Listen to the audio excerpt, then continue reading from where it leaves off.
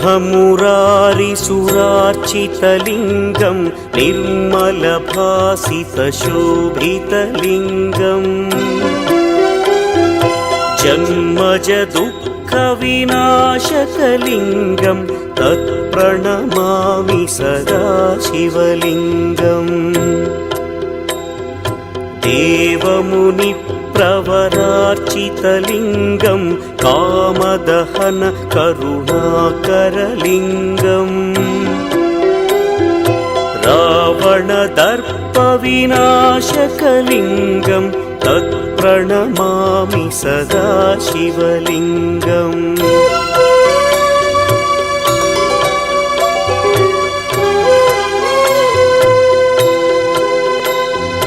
सर्वसुगन्धसुलेपितलिङ्गं बुद्धिविवर्धनकारणलिङ्गं सिद्धसुरासुरवन्दितलिङ्गं तत्प्रणमामि सदा शिवलिङ्गं कनकमहामणिभूषितलिङ्गं फणिपतिवेष्टितशोभितलिङ्गम्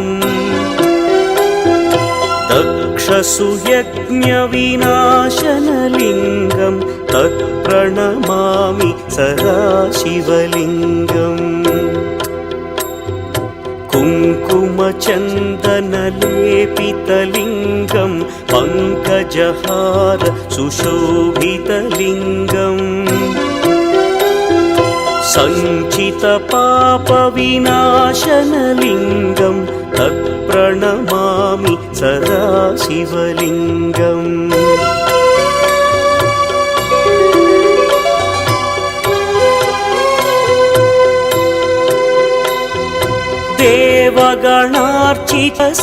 देवगणार्चितसेवितलिङ्गं भावैर्भक्तिभिरेव च लिङ्गं दिनकरकोटिप्रभाकरलिङ्गं तत्प्रणमामि सदा शिवलिङ्गम् अष्टदलोपरिवेष्टितलिङ्गं सर्वसमुद्भवकारणलिङ्गम्